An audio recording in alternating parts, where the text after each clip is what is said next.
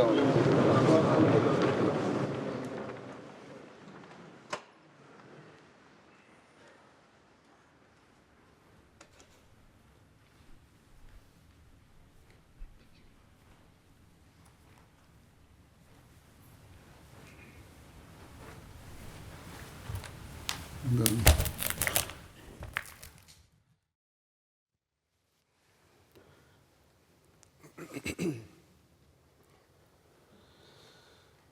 اللہ اکبر اللہ اکبر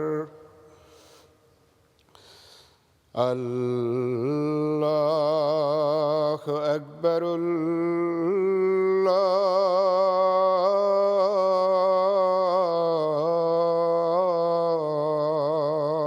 اکبر.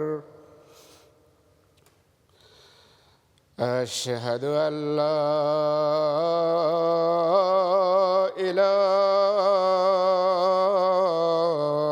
إله إلا الله. أشهد أن لا إله إلا الله. أشهد أن محمدًا رسول الله.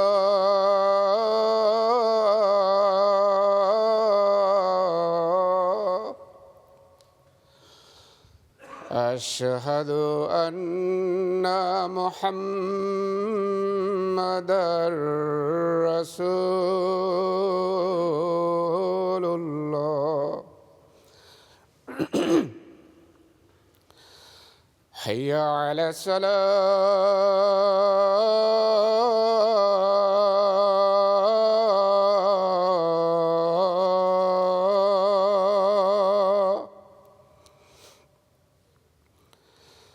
حي على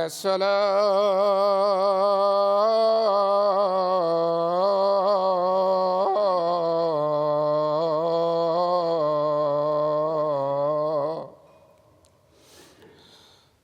حي على الفلاح.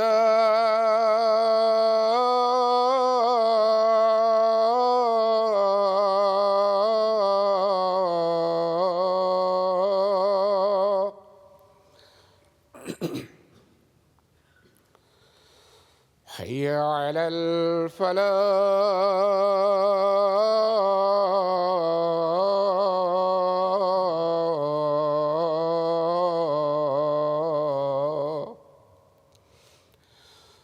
الله أكبر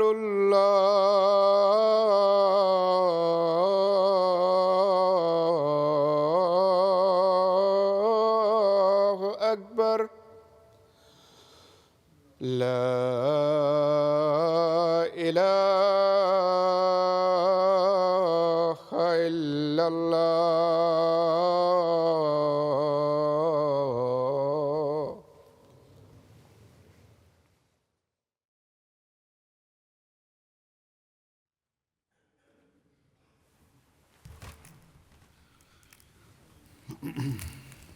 السلام علیکم ورحمۃ اللہ.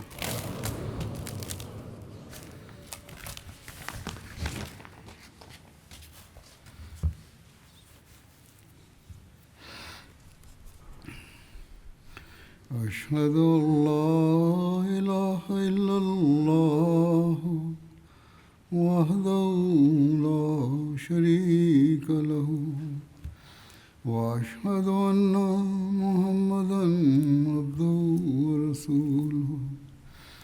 أما بعد فأعوذ بالله من الشيطان الرجيم. بسم الله الرحمن الرحيم. الحمد لله رب العالمين. الرحمن الرحيم. مالك يوم الدين. إياك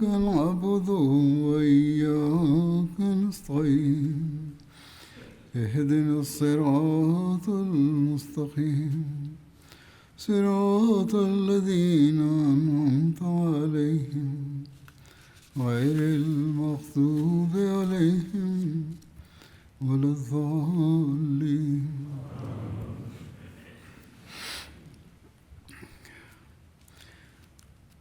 غزوہ مکہ کا ذکر ہو رہا تھا. اس کے لیے روانہ ہونے سے پہلے ایک واقعے کا بھی ذکر ملتا ہے، جس میں ذکر ہے کہ ایک صحابی نے اپنی ناسمجھی میں حضرت صلی اللہ علیہ وسلم کے سفر کی اطلاع مکہ والوں کو دینے کی کوشش کی، لیکن اللہ تعالیٰ نے آپ کو اس کی اطلاع دے دی، اور یوں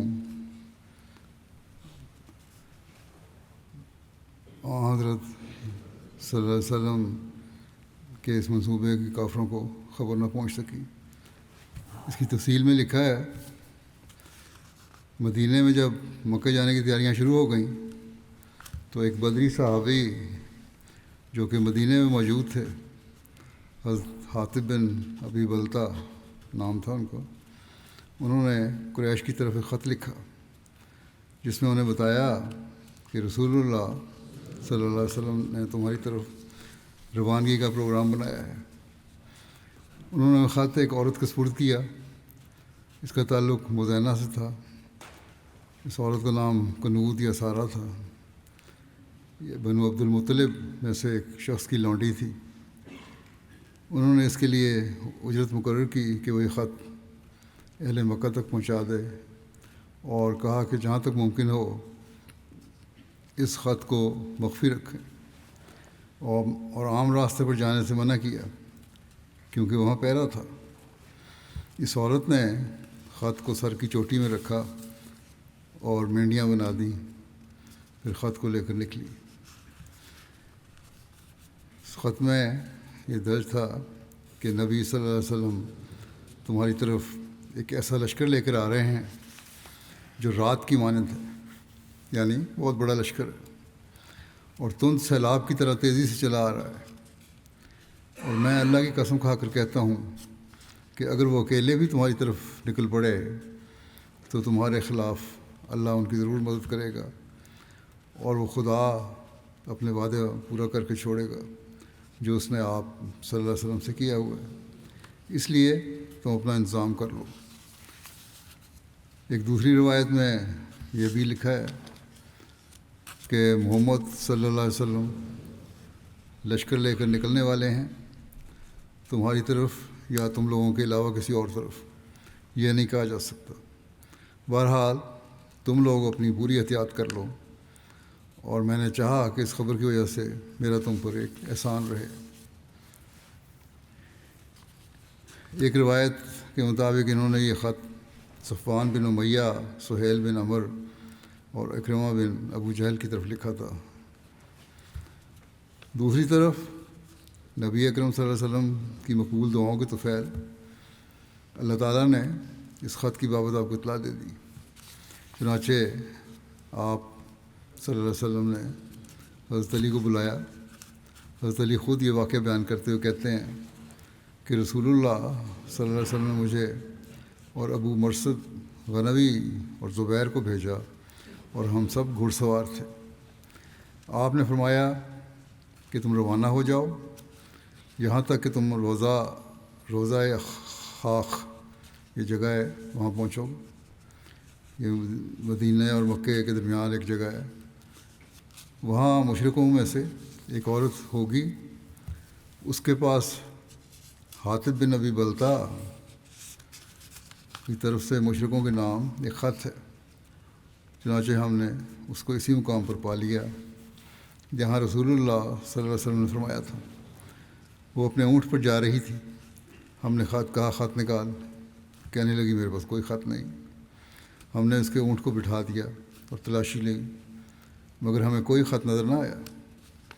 ہم نے کہا رسول اللہ صلی اللہ علیہ وسلم نے غلط نہیں فرمایا، تمہیں وہ خط نکالنا ہوگا ورنہ ہم تمہیں ننگا کریں گے، تمہاری جامہ تلاشی لیں گے.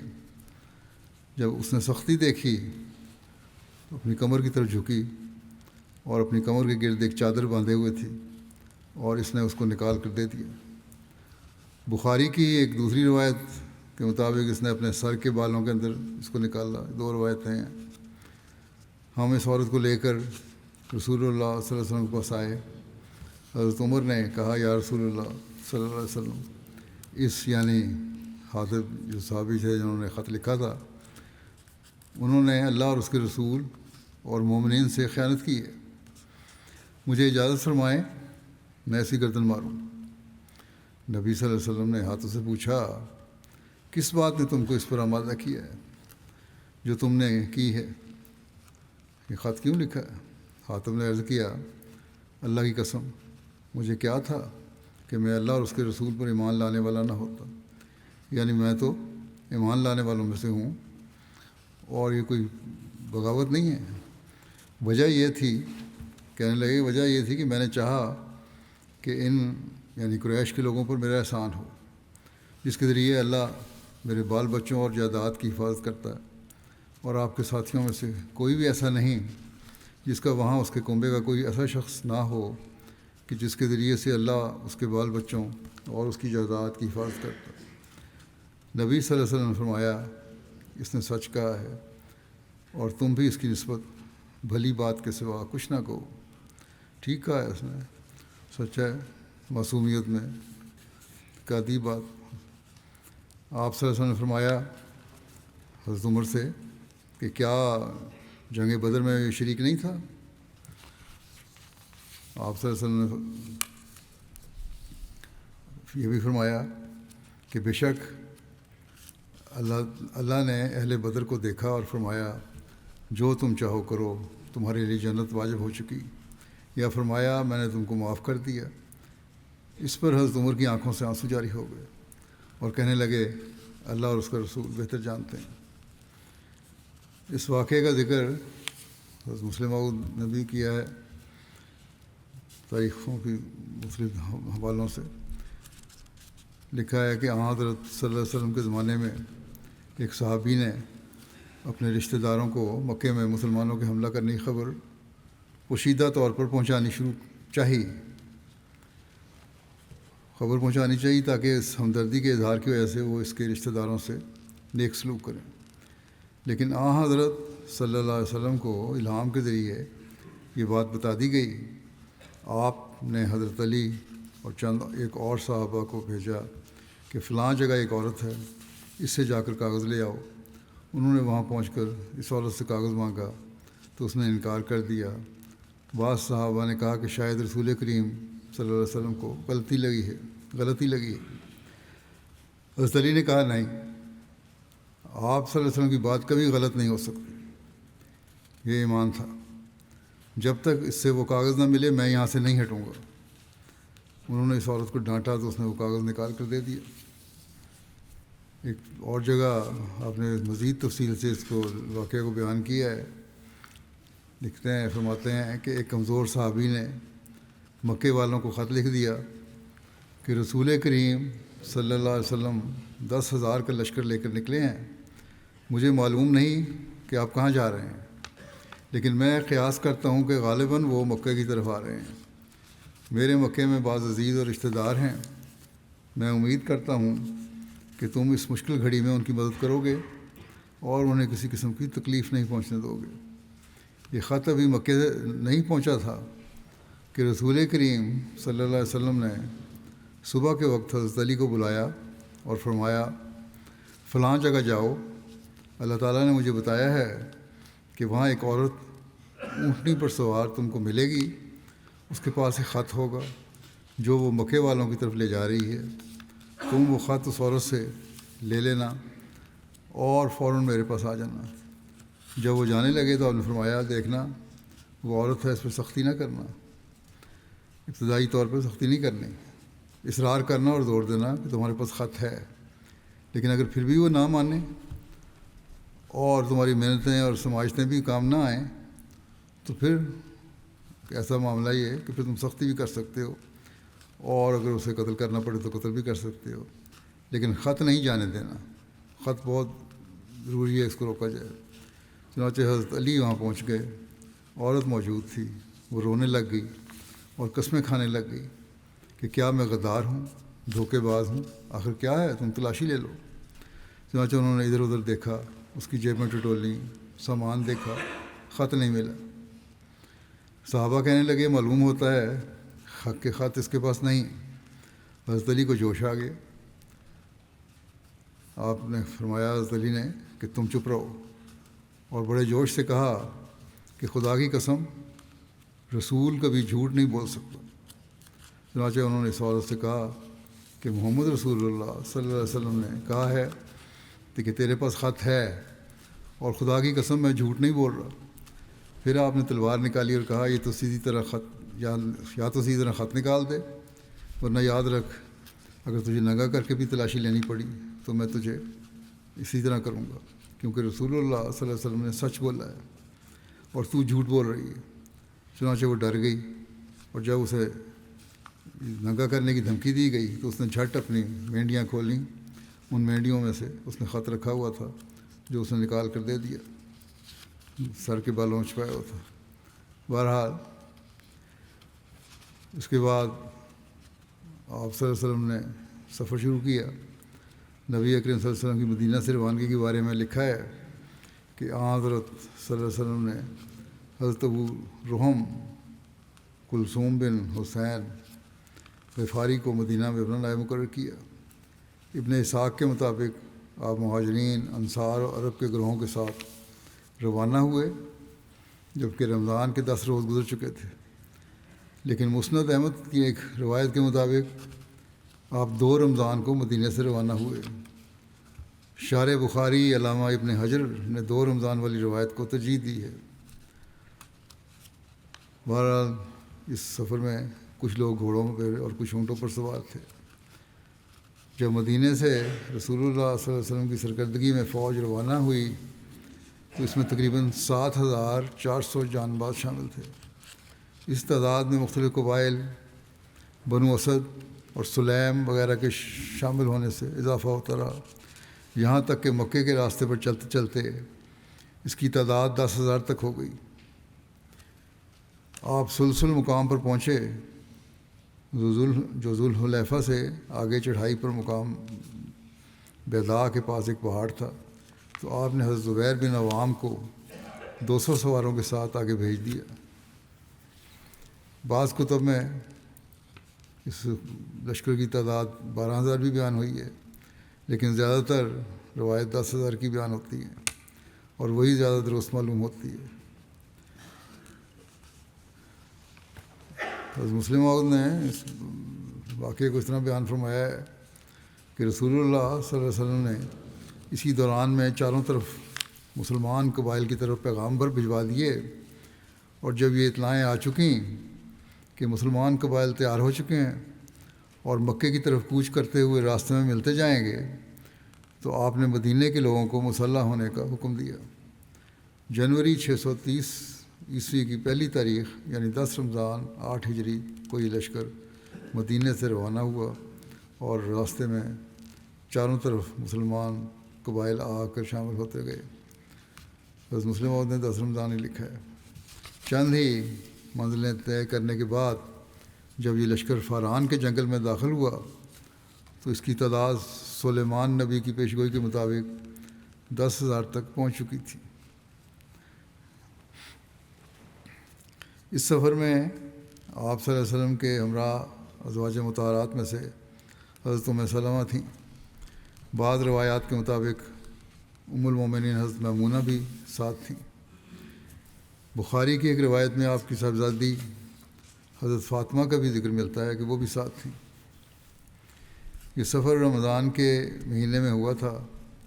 روایات سے معلوم ہوتا ہے کہ سفر کے ابتدائی چند دن آپ صلی اللہ علیہ وسلم نے روزہ رکھا, لیکن پھر آپ نے روزہ نہیں رکھا بلکہ دوسرے صحابہ کو روزہ رکھنے سے منع فرمایا.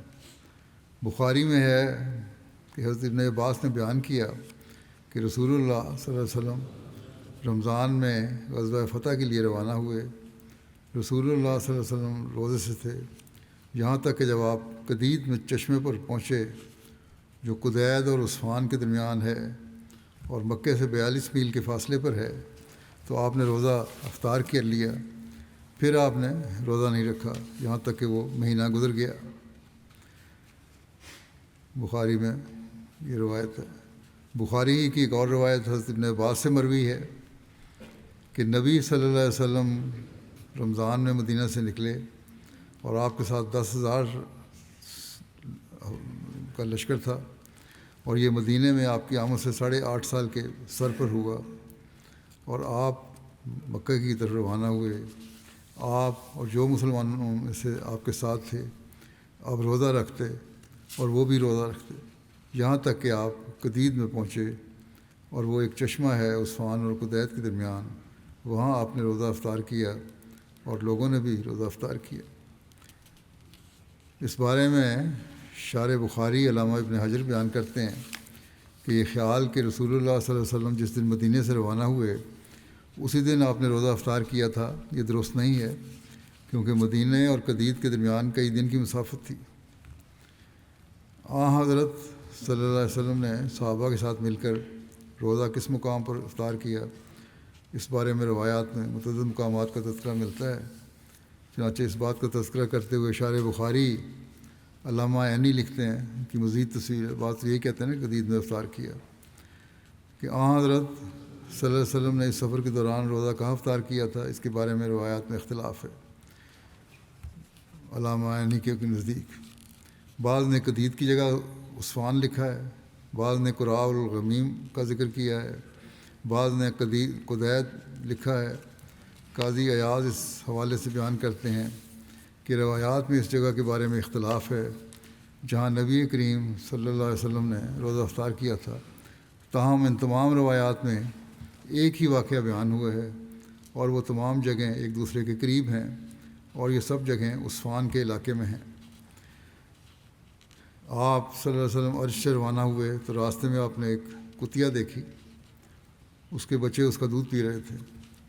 یہ بھی لکھا ہے واقعہ، جانوروں سے بھی ہمدردی کا واقعہ اس میں آ جاتا ہے۔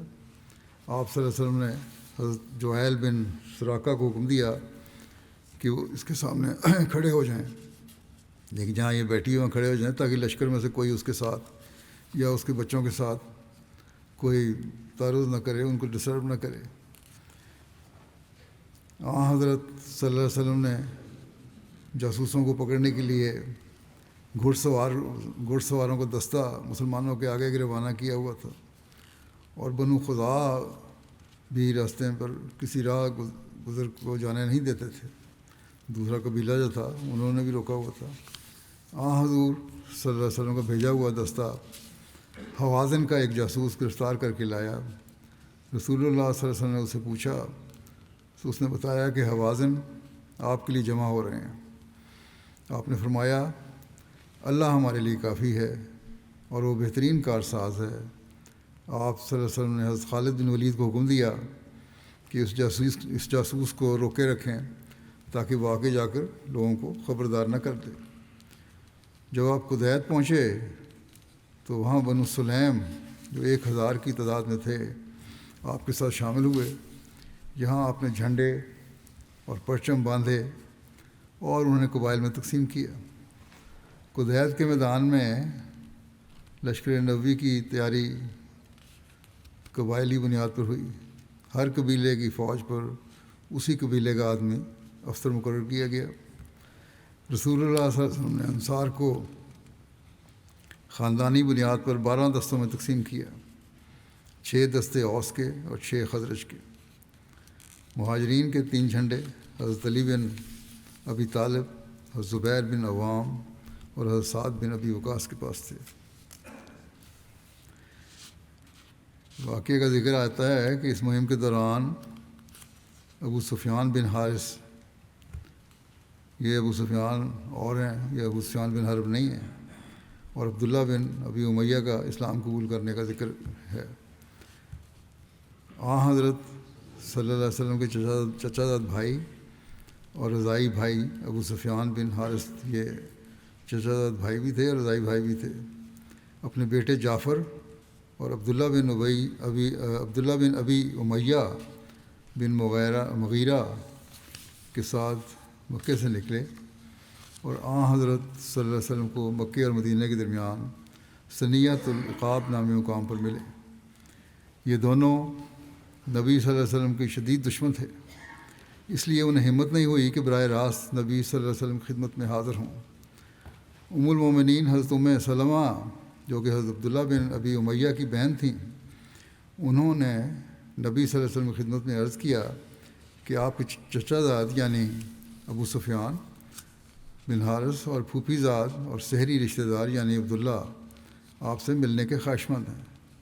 آپ صلی اللہ علیہ وسلم نے فرمایا مجھے ان کی کوئی ضرورت نہیں، میں نہیں ملنا چاہتا۔ میرے چچا زاد نے تو آپ نے فرمایا میرے چچا زاد نے تو میری حتک کی ہے، یہ شاعر تھے اور آپ کی حجب کیا کرتے تھے، اور عبداللہ نے مجھے مکے میں کیا کیا نہیں کیا، دشمنی انتہا کی تھی، میں کس طرح ملوں ان کو۔ رسول اللہ صلی اللہ علیہ وسلم کی یہ بات جب ابو سفیان بن حارث کو پہنچی تو اس نے جذبات سے مغلوب ہو کر کہا کہ اگر محمد صلی اللہ علیہ وسلم مجھ سے راضی نہیں ہوتے اور ملنے کی اجازت نہیں دیتے تو میں اپنے اس بچے کو اپنے جس بیٹے کے ساتھ لے کر آئے تھے ساتھ لے کر صحراؤں کی طرف نکل جاؤں گا، یہاں تک کہ بھوک اور پیاس سے مر جاؤں۔ حضور صلی اللہ علیہ وسلم تک جب یہ بات پہنچی تو آپ صلی اللہ علیہ وسلم نے دونوں کو بلایا اور شرف ملاقات بخشا۔ فوراً آپ کو دل نرم ہو گیا، دونوں نے اسلام قبول کیا اور پھر ان کا اسلام بہت ہی اچھا رہا۔ ابو سفیان بن حارث کا تعارف یہ ہے، جیسا پہلے میں نے بتایا کہ یہ اور ہیں ابو سفیان۔ تاریخ اسلام میں ابو سفیان نام کے 2 افراد زیادہ معروف ہیں، ایک ابو سفیان جو قریش مکہ کا سردار تھا، اور ہند جس نے حضرت حمزہ کا کلیجہ چبایا تھا اس کا خامن تھا، یہ ابو سفیان بن حرب کے نام سے معروف ہے۔ اور دوسرے یہ ابو سفیان بن حارث بن عبد المطلب، یہ حضور صلی اللہ علیہ وسلم کے چچا زاد بھائی تھے۔ مورخین بعض اوقات ناموں کی مشابہت کی وجہ سے غلطی کھا جاتے ہیں اور ابو سفیان بن حارث کی بجائے ابو سفیان بن حرب بیان کر دیتے ہیں۔ جیسے جنگ حنین میں جب مسلمانوں میں بھگدڑ مچ گئی تو لکھا ہے کہ ابو سفیان نبی صلی اللہ علیہ وسلم کے خچر کی لگام یا رکاب تھامے ہوئے تھے، حضور صلی اللہ علیہ وسلم کے سامنے ساتھ کھڑا تھا۔ ابو سفیان نبی کریم صلی اللہ علیہ وسلم کے خچر کی لگام یا رکاب تھامے حضور صلی اللہ علیہ وسلم کے ساتھ کھڑا تھا۔ بعض مورخین نے ابو سفیان بن حرب مراد لیا ہے، جبکہ وہ یہی تاریخ دان یہی کہتے ہیں کہ وہ ابو سفیان بن حرب نہیں تھا بلکہ ابو سفیان بن حارث تھے۔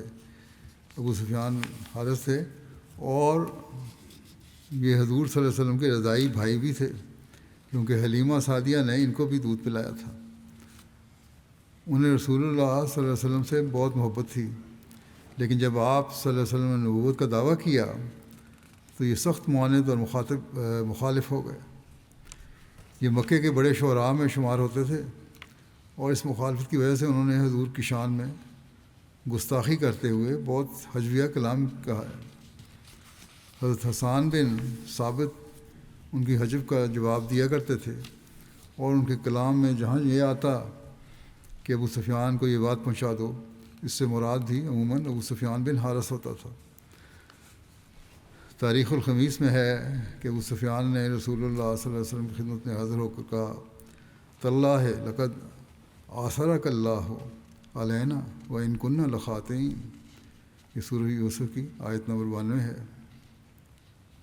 کہ تاللہ لقد آثرک اللہ علینا وإن کنا لخاطئین، جس کا ترجمہ یہ ہے کہ انہوں نے کہا ہمیں اللہ کی قسم ہے، اللہ نے آپ کو ہم پر یقیناً فضیلت دی ہے اور ہم بلا شبہ خطا کار تھے۔ اس پر اب آپ صلی اللہ علیہ وسلم نے ابو سفیان سے فرمایا لا تثریب علیکم اليوم یغفر اللہ لکم وہو ارحم الراحمین۔ اب تم پر کسی قسم کی ملامت نہیں ہوگی اور اللہ بھی تمہیں بخش دے گا، اور وہ سب رحم کرنے والوں سے بڑھ کر رحم کرنے والا ہے۔ روایت کے مطابق حضرت علی نے ابو سفیان کو کہا تھا کہ تم اس طرح سے یہ فکرہ کہتے ہوئے نبی صلی اللہ علیہ وسلم کی خدمت میں حاضر ہو کر معافی مانگ لو۔ روایت میں آتا ہے کہ اس وقت شرم و حیا کی وجہ سے ابو سفیان اپنا سر اوپر نہیں اٹھا رہا تھا جب وہ آن وسلم خدمت میں پیش ہوا۔ بہرحال ابو سفیان بن حارث جو کہ پہلے نبی صلی اللہ علیہ وسلم کی حج میں شعر کہتے تھے، اب اسلام لانے کے بعد ان کی شاعری ساری کی ساری رسول اللہ صلی اللہ علیہ وسلم کی محبت و عقیدت سے بھرپور تھی، اور انہوں نے اسلام قبول کرنے کے بعد نبی صلی اللہ علیہ وسلم کی مدح میں ایک قصیدہ لکھا تھا۔ حضرت صلی اللہ علیہ وسلم کی مشابہت جن چند لوگوں سے ملتی تھی، ان میں حضرت ابو سفیان بن حارث بھی تھے۔ حضرت صلی اللہ علیہ وسلم نے انہیں جنت کی بشارت دی۔ ان کا شمار افضل صحابہ میں ہوتا تھا۔ ان کا اسلام بہت اچھا رہا۔ وفات سے 3 دن پہلے خود انہوں نے اپنی قبر کھود دی، اور جب وفات کا وقت آیا تو کہنے لگے، مجھ پر رونا مت، کیونکہ جب سے میں نے اسلام قبول کیا ہے میں نے اپنے دامن کو کسی گناہ سے آلودہ نہیں کیا۔ نبی صلی اللہ علیہ وسلم کی وفات پر انہوں نے ایک دردناک مرثیہ کہہ کر اپنے جذبات کا اظہار کیا، جس کے کچھ اشعار کا ترجمہ یہ ہے کہ میں بہت بے چین ہوں اس وجہ سے کہ میری رات ختم نہیں ہو رہی، اور مصیبت زدہ آدمی کی رات تو لمبی ہوتی ہے، اور رونے نے مجھے راحت دی ہے، اور یہ رونا اس تکلیف کے مقابلے میں جو مسلمانوں کو پہنچی ہے کچھ بھی نہیں۔ جس شام رسول اللہ صلی اللہ علیہ وسلم کی وفات ہوئی، اس شام ہماری مصیبت اور بھی بڑی اور زیادہ ہو گئی۔ قریب ہے کہ ہماری سرزمین اس مصیبت کی وجہ سے جو اس پر آئی ہے ہمارے سمیت الٹ جائے۔ پھر لکھا کہ آپ صلی اللہ علیہ وسلم کی وفات کی وجہ سے وہی ختم ہو گئی، اور قرآن جسے جبریل صبح شام لایا کرتے تھے اترنا بند ہو گیا۔ اے فاطمہ، فاطمہ کو مخاطب کہتے ہوئے شعر میں کہا کہ اے فاطمہ، اگر تو اس موقع پر روئے تو تیرا رونا درست ہے، اور اگر نہ روئے تو یہی اصل طریق ہے۔ بس تو صبر میں پناہ لے، کیونکہ اس میں خدا کی طرف سے ثواب ہے جو بہت بڑا فضل ہے، اور تو اپنے والد رسول اللہ صلی اللہ علیہ وسلم کی خوبیاں بیان کر اور تعریف کرنے سے نہ تھک، کیونکہ آپ کی جو تعریف بھی کی جائے وہ آپ صلی اللہ علیہ وسلم کی فضیلت کو بیان نہیں کر سکتی۔ اس قصیدے میں وہ کہتے ہیں، عربی شعر ہے، فقبر ابھی کے سید و کل قدیر وفی ہے سید الناس رسول۔ اے فاطمہ، تیرے باپ کی قبر تمام قبروں کی سردار ہے، کیونکہ اس میں رسول کریم دفن ہے جو تمام انسانوں کے سردار ہیں۔ حضرت حسین کی وفات 15 ہجری یا 20 ہجری میں ہوئی تھی۔ حضرت عمر نے ان کی نماز جنازہ پڑھائی تھی۔ عبداللہ بن امیہ جو دوسرے تھے، ان کا مختصر تعارف یہ ہے، ان کا نام حذیفہ آتا ہے۔ یہ حضرت صلی اللہ علیہ وسلم کی پھوپھی کی عاتقہ کے بیٹے تھے۔ اس نسبت سے آپ صلی اللہ علیہ وسلم کے پھوپھی زاد بھی تھے، اور ام المومنین حضرت ام سلمہ کے بھائی تھے۔ جب آپ نے دعویٰ نبوت کیا تو یہ حضرت صلی اللہ علیہ وسلم کے شدید مخالف ہو گئے، اور مخالفت کرنے والوں میں بہت بڑھ گئے تھے۔ قرآن کریم میں آیا ہے کہ وَقَالُوا لَن نُؤْمِنَ لَكَ حَتَّىٰ تَفْجُرَ لَنَا مِنَ الْأَرْضِ يَنبُوعًا، اور انہوں نے یہ بھی کہا کہ ہم ہرگز تیری کوئی بات نہیں مانیں گے جب تک ایسا نہ ہو کہ تو ہمارے لیے زمین سے کوئی چشمہ جاری کرے۔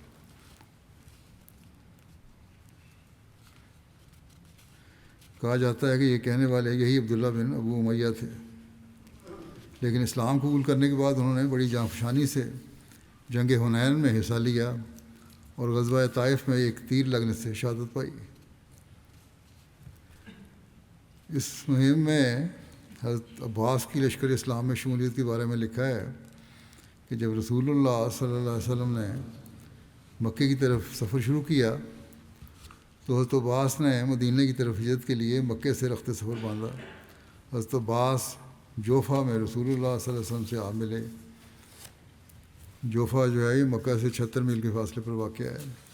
حضرت عباس نے اپنے سامان کو مدینہ بھیج دیا اور خود واپس مکے کی طرف آپ کے ساتھ سفر شروع کر دیا۔ حضرت عباس بن عبد المطلب کا تعارف یہ ہے کہ حضرت عباس بن عبد المطلب رسول اللہ صلی اللہ علیہ وسلم کے چچا تھے۔ رسول اللہ صلی اللہ علیہ وسلم سے 2 یا 3 سال بڑے تھے۔ اپنے بیٹے فضل بن عباس کی وجہ سے ابو الفضل کی کنیت سے مشہور تھے۔ حضرت ابو طالب کے بعد سقایا یعنی حاجیوں کو پانی پلانا ان کے ذمہ تھا۔ عقبہ کے مقام پر جب انصار کی بیعت ہوئی تو حضرت عباس آپ کے ہمراہ تھے اور جنگ حنین میں آپ کے ساتھ ثابت قدم رہے۔ 32 یا 33 ہجری کو ان کی وفات ہوئی۔ حضرت عباس کے قبول اسلام کے متعلق مختلف روایات ہیں۔ بعض کے نزدیک انہوں نے ہجرت سے قبل اسلام قبول کر لیا تھا، بعض کے نزدیک جنگ بدر سے پہلے اسلام قبول کیا تھا، اور بعض کے نزدیک جنگ خیبر کے قریب اسلام قبول کیا، اور بعض کہتے ہیں کہ فتح مکہ سے قبل اسلام قبول کیا۔ حضرت مرزا بشیر احمد صاحب کی تحقیق کے مطابق بیعت عقبہ ثانیہ تک انہوں نے اسلام قبول نہیں کیا تھا۔ چنانچہ آپ بیعت عقبہ ثانیہ کے ضمن میں لکھتے ہیں کہ حضرت صلی اللہ علیہ وسلم نے اپنے چچا عباس کو ساتھ لیا جو ابھی تک مشرک تھے مگر آپ سے محبت رکھتے تھے۔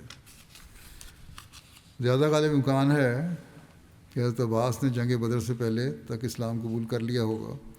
البتہ اس بات پر تمام مورخین اور سیرت نگار متفق ہیں کہ مکہ میں ہی اسلام تو قبول کر لیا تھا لیکن اسلام کا اظہار نہیں کیا تھا تاکہ مکہ اور اہل مکہ کی خبریں حضرت صلی اللہ علیہ وسلم تک پہنچتی رہیں۔ اور یہ بھی ملتا ہے روایت میں کہ رسول اللہ صلی اللہ علیہ وسلم نے حضرت عباس سے فرمایا تھا کہ آپ کو مکے میں ٹھہرے رہنا زیادہ مفید ہے۔ فتح مکہ کے بارے میں حضرت ابوبکر رضی اللہ عنہ کا ایک خواب بھی تھا، جس کا ذکر یوں ملتا ہے کہ حضرت ابوبکر نے رسول اللہ صلی اللہ علیہ وسلم کی خدمت میں اپنا خواب بیان کرتے ہوئے عرض کیا کہ یا رسول اللہ، مجھے خواب دکھایا گیا ہے اور میں نے خواب میں آپ کو دیکھا کہ ہم مکے کے قریب ہو گئے ہیں۔ ایک کتیا بھونکتے ہوئے ہماری طرف آئی، پھر جب ہم اس کے قریب ہوئے تو وہ پشت کے بل لیٹ گئی اور اس سے دودھ بہنے لگا۔ اس پر رسول اللہ صلی اللہ علیہ وسلم نے فرمایا کہ ان مکہ والوں کا شر دور ہو گیا اور نفع قریب ہو گیا۔ آپ نے تعبیر فرمائی ہے، وہ تمہاری قرابت داری کا واسطہ دے کر تمہاری پناہ میں آئیں گے اور تم ان میں سے بعض سے ملنے والے ہو۔ پھر آپ نے فرمایا حضرت ابوبکر کو کہ تم ابو سفیان کو پاؤ تو اسے قتل نہ کرنا، یہ دوسرے ابو سفیان ہیں۔ بہرحال آپ کے لشکر کا سفر جاری رہا اور مر زہران میں آپ نے پڑاؤ فرمایا۔ لکھا ہے کہ نبی پاک صلی اللہ علیہ وسلم کی بہترین فوجی حکمت عملی اور دعاؤں کے سبب اتنا بڑا معجزہ رونما ہوتا ہے کہ مدینے سے چلنے والا 10,000 کا لشکر تقریباً 400 کلومیٹر کا سفر کرتا ہوا مکے کے عین 5 میل کے فاصلے پر ڈیرے لگا چکا ہے، لیکن ابھی تک مکے والوں کو کانوں کان خبر بھی نہیں پہنچی۔ حضرت صلی اللہ علیہ وسلم نے عشاء کے وقت مر زہران میں پڑاؤ کیا جو مکہ اور عثفان کے درمیان مکے سے 5 میل کے فاصلے پر ایک مقام ہے۔ آپ نے اپنے صحابہ کو حکم دیا تو انہوں نے 10,000 آگیں روشن کیں۔ آپ نے حضرت عمر کو لشکر کی نگہداشت کے لیے مقرر کیا۔ حضرت مسلم ماؤد اسلامی لشکر کے لکھتے ہیں کہ کس طرح اسلامی لشکر کے بغیر کسی خبر کے یہ مکہ پہنچنے کے سامان ہوئے۔ کہتے ہیں کہ احزاب کی تاریخ کے سوا اتنا بڑا لشکر عرب کی تاریخ میں تیار نہیں ہوا۔ احزاب میں 10-12 ہزار آدمی تھا، گویا عرب کی تاریخ میں اتنا بڑا لشکر کی یہ دوسری مثال تھی جو مسلمانوں کا تھا۔ لیکن مدینے سے اتنا بڑا لشکر نکلتا ہے اور کسی کو اس کی خبر تک نہیں ہوتی، اور پھر اللہ تعالیٰ معجزانہ طور پر یہ دکھاتا ہے کہ میں اس نوبت خانہ کو بجاتا ہوں جو میرا ہے اور اس نوبت خانے کو توڑ رہا ہوں جو ان کا ہے۔ چنانچہ جب رسول کریم صلی اللہ علیہ وسلم نکلے تو آپ نے فرمایا اے میرے خدا، میں تو اسے دعا کرتا ہوں کہ تو مکے والوں کے کانوں کو بہرا کر دے اور ان کے جاسوسوں کو اندھا کر دے، نہ وہ ہمیں دیکھیں اور نہ ان کے کانوں تک ہماری کوئی بات پہنچے۔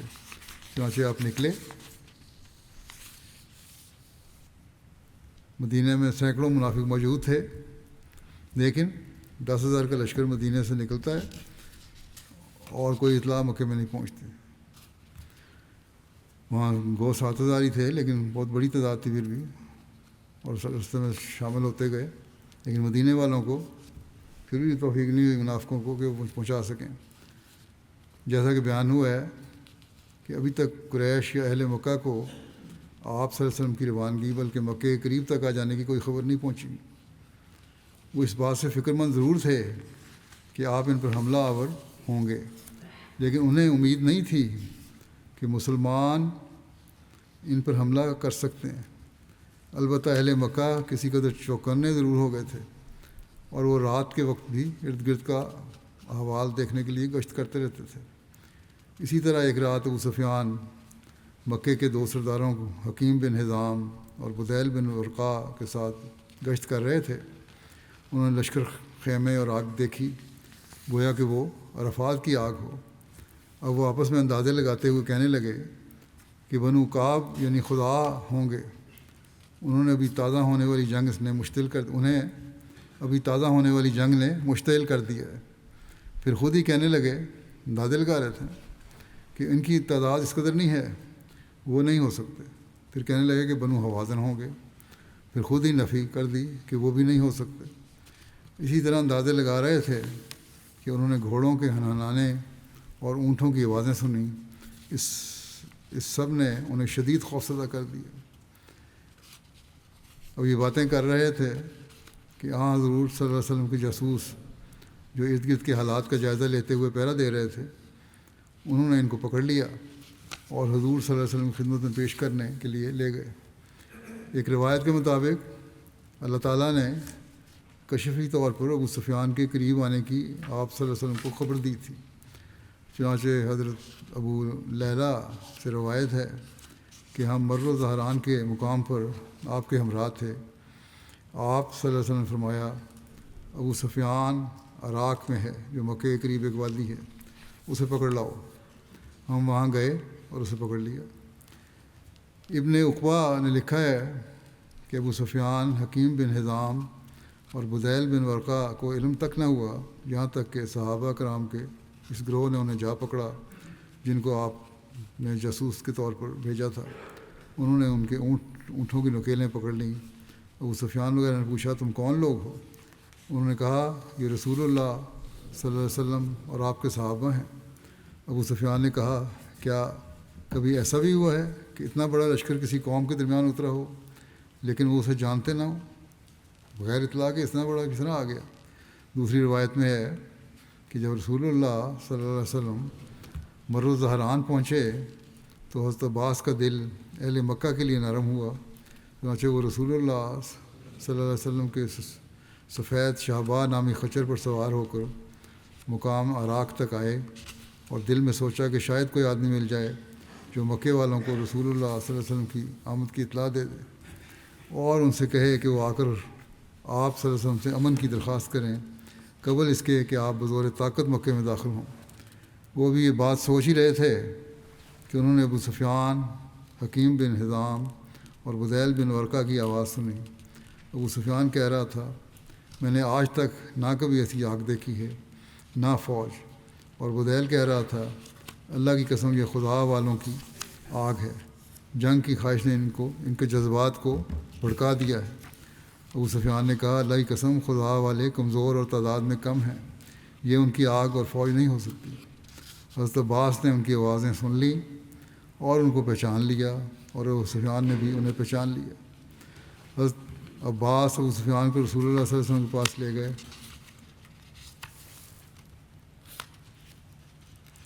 اور ان کے دونوں ساتھی واپس چلے گئے، اکیلے ابو سفیان کو لے گئے، دوسروں ساتھیوں کو چھوڑ دیا۔ اور ایک روایت میں ہے کہ حضرت عباس انہیں بھی رسول اللہ صلی اللہ علیہ وسلم کے پاس لے گئے۔ دونوں طرح کی روایتیں ہیں۔ حضرت مسلم موعود نے اس کا ذکر اس طرح فرمایا ہے کہ ادھر تو مسلمانوں کا یہ لشکر مکے کی طرف مارچ کرتا چلا جا رہا تھا، اور ادھر مکے والے اس خاموشی کی وجہ سے جو فضا پر طاری تھی زیادہ سے زیادہ خوفزدہ ہوتے جاتے تھے۔ آخر انہوں نے مشورہ کر کے ابو سفیان کو پھر اس بات پر آمادہ کیا کہ وہ مکے سے باہر نکل کر یہ پتہ کرے کہ مسلمان کیا کرنا چاہتے ہیں۔ مکے سے ایک منزل باہر نکلنے پر ہی ابو سفیان نے رات کے وقت جنگل کو آگ سے روشن پایا۔ رسول اللہ صلی اللہ علیہ وسلم نے حکم دے دیا تھا کہ تمام خیموں کے آگے آگ جلائی جائے۔ جنگ میں 10,000 اشخاص کے لیے خیموں کے آگے بھڑکتی ہوئی آگ کے ایک ہیبت ناک نظارہ، جنگل میں 10,000 اشخاص کے لیے خیموں کے آگے بھڑکتی ہوئی آگ ایک ہیبت ناک نظارہ پیش کر رہی تھی۔ ابو سفیان نے اپنے ساتھیوں سے پوچھا، یہ کیا ہے؟ کیا آسمان سے کوئی لشکر اترا ہے؟ کیونکہ عرب کی کسی قوم کا لشکر اتنا بڑا نہیں ہے۔ اس کے ساتھیوں نے مختلف قبائل کے نام لیے، لیکن اس نے کہا نہیں، عرب کے قبائل میں سے کسی قوم کا لشکر بھی اتنا بڑا کہاں ہو سکتا ہے۔ وہ یہ بات کر ہی رہا تھا کہ اندھیرے میں سے آواز آئی، ابو حنظلہ، یہ ابو سفیان کی کنیت تھی۔ ابو سفیان نے کہا، عباس تم یہاں کیا کر رہے ہو؟ انہوں نے جواب دیا کہ محمد رسول اللہ صلی اللہ علیہ وسلم کا لشکر سامنے ہے، اگر تم لوگوں نے جلد کوئی تدبیر نہ کر لی تو شکست اور ذلت تمہارے لیے بالکل تیار ہے، یعنی یہی ہے کہ صلح کی طرف آ جاؤ۔ بہرحال اس کی آگے تفصیل مزید بھی ہے، کافی لمبی تفصیلیں ہیں اس کی، انشاءاللہ آئندہ بیان کروں گا میں۔ اور جیسا کہ میں ہمیشہ کہتا ہوں، دعاؤں کی طرف توجہ دیتے رہیں، اللہ تعالیٰ دنیا کو فسادوں سے بچائے، اور کبھی اوپر نیچے جو صورتحال ہو رہی ہے اللہ تعالیٰ بہتر کرے کہ یہ بہتری کی طرف چلی جائے، مزید تباہی کی طرف نہ جائے۔